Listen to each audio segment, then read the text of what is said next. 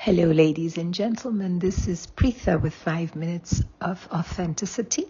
Coming back to you this September with our theme that we have been following on change and its various nuances and the way it impacts us in various ways. Hi, friends. If you are new to this place, welcome. I am Preetha. I am an authenticity life coach. And I love to take a topic every month and talk a little bit about how it affects us. This is based on the wonderful experiences I have speaking to clients and individuals on topics that take us a little bit closer to our authentic selves. So, having said that, as you know, if you've been following this page, and thank you if you are, we talked a little bit about change in the last couple of weeks, a little bit about how the weather, in fact, given it is the time for the leaves to fall in a large part of the world, how nature herself provides us these signals and how it's cyclical and how the various larger ecosystems in this world follow a pattern. And somehow, somewhere, we all fit into it and our lives intertwine and are invariably touched or retouched by change in multiple ways.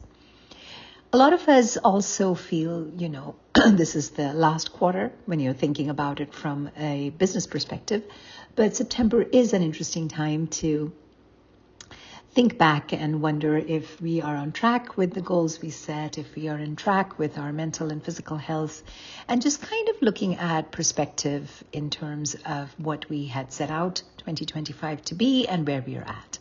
And this perspective often will show up on birthdays, New Year resolutions, because human beings like a sense of renewal. They like a sense of rebirth in terms of resetting themselves with new enthusiasm.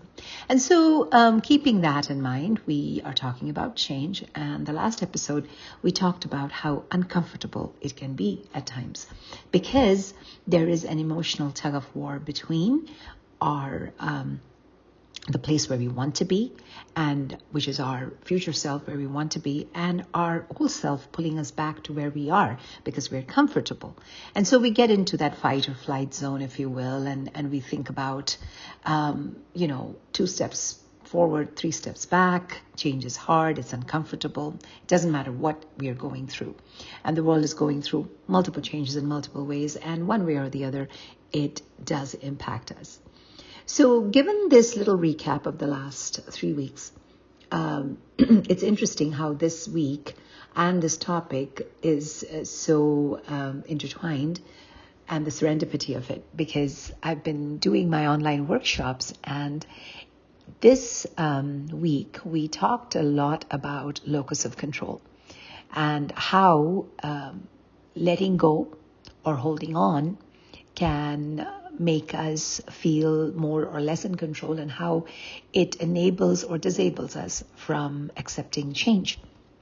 And so this week, when we talk about the concept of surrender or the freedom of letting go, let us just reaffirm this to ourselves, meet us where we are at, and understand that letting go is not a passive thing. It is an act of courage. It is choosing peace over control. It is choosing the desire to know and accept that you don't always have to be right, but more importantly, you don't have to keep proving yourself. So the moment you accept that, you are free, right? You are free because you have told yourself that I believe in XYZ, and as uphill this battle is, after a point, I'm not going to seek affirmations or validations from others. And so letting go, although it's framed often as a loss, it is also a liberation.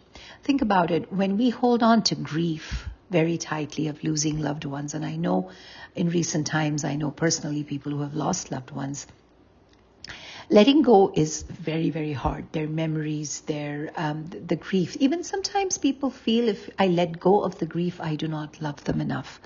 But the reverse is more true. The moment you let go of the grief, you can love more.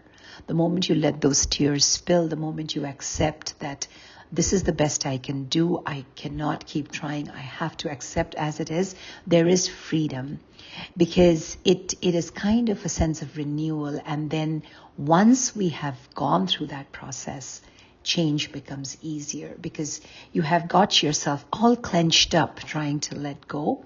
And the moment you release that pressure, you breathe better and you're able to take it in. In the field of psychotherapy, and there is a concept called the ACT, or the acceptance and commitment therapy.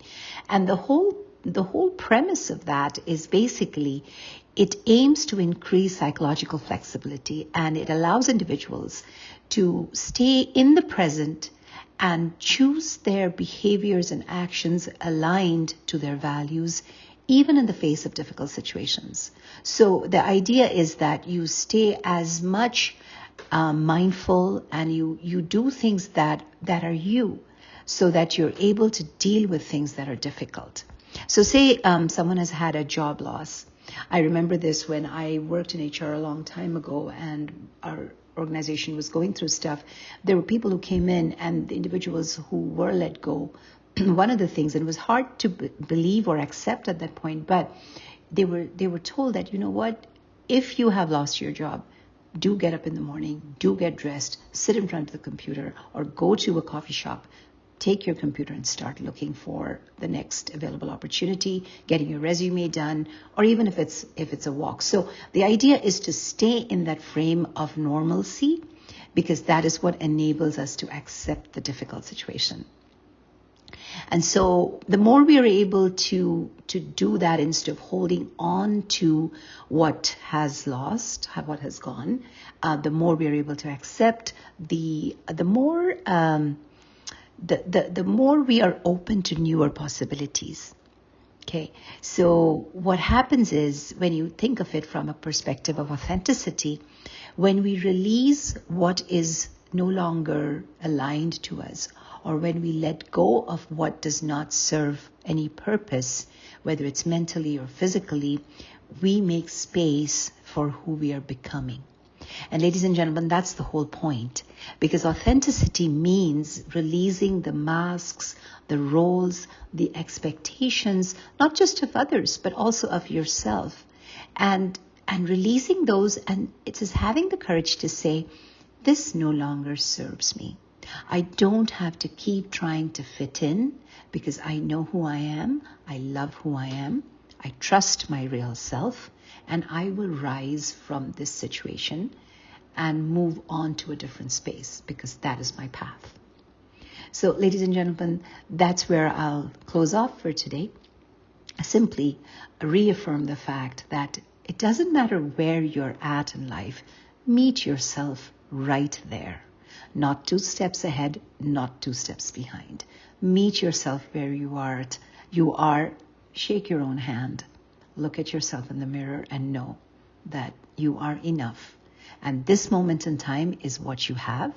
And you're going to make the best of it by letting go of things that no longer truly add to your authentic self, or rather they take you away from who you are meant to become. Until next time, this is Preetha, and I wish you a beautiful day ahead.